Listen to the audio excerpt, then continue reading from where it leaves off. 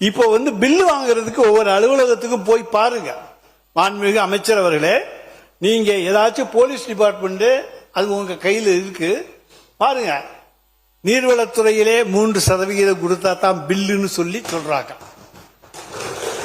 பொதுப்பணித்துறையிலே 5% நீர்வளத்துறை அமைச்சர் மாண்பு பேரவைத்தலைவர் அவர்களே, அவர் ஆதாரத்துடன் சொல்லணும்.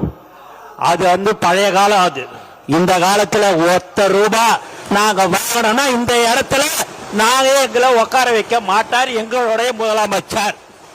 அதனால ஆதாரத்துடன் அவர் சொல்லணும்ன்றதை நான் கேட்டுக்கொள்கிறேன்.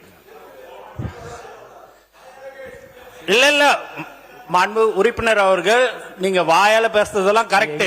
அதெல்லாம் நீங்க உங்களுடைய காலத்துல நாங்க தான் சொல்றோம்ல, நீங்க நிரூபிங்கன்னு சொல்றோம். நீங்க நிரூபிக்க வேண்டியதான எதுவுமே இல்லாம நீங்க மட்டும் பேசணும்னா அது எப்படி?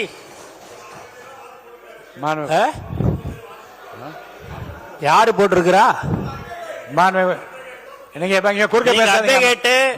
எல்லாரும் நீ போடுறாங்க அப்படின்னாங்கன்னா நீங்க அதை அது ஆதாரத்துடன் நீங்க இருக்குதுன்னா நீங்க நிரூபிங்கன்னு தான் சொல்றோம்.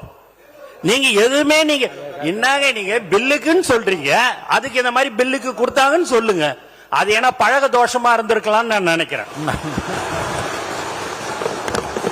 உறுப்பினர் ரகுபதி பேச ஆரம்பிங்க, தொடர்ந்து பேசுங்க. உங்க தோஷமா இருக்கலாம். நிதிநிலை அறிக்கை மீதும் வேளாண் தலைப்புமே பேசுங்க. நீங்க நிதிநிலை அறிக்கையில தான் நீங்க சொல்லியிருக்கீங்க, மக்களின் வரிப்பணத்தில் இருந்து 1 பைசாவும் தொடமாட்டோம், தொட விடமாட்டோம், தொட்டால் விடமாட்டோம், இதற்கு முன் தொட்டவர்களையும் விடமாட்டோம். ஐயா, சனிக்கிழமை அன்னைக்கு பனையூர்ல நடக்கிற அந்த வாரச்சந்தையில போய் பாத்தீங்கன்னா இதுக்கு என்னென்ன தொட்டவங்களோ அவங்க தாங்க வந்துகிட்டு இருக்காங்க.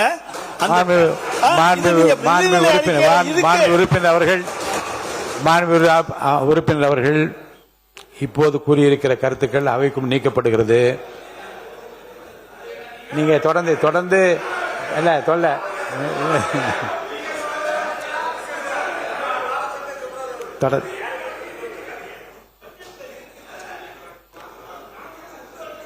எவ்வளவு நேரம் பேர் மாநில உறுப்பினர் ரகுமதி அவர்கள் 11:22 ஆரம்பிச்சீங்க. அவை முன்ன வருவாங்க.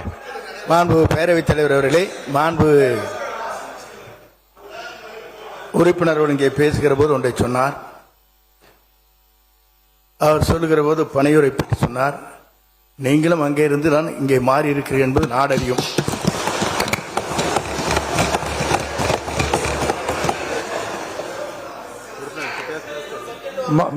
சப்ஜெக்டுக்கு வாங்க, தயவுசெய்து இங்க வாங்க. உறுப்பினர் நீங்க சப்ஜெக்ட் உள்ள வந்துருங்க.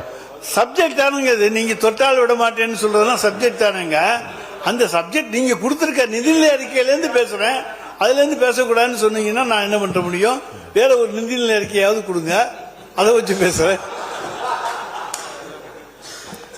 மாநில உறுப்பினர் சரி, இப்போது பேசியது அவை கொண்டு நீக்கப்படுகிறது.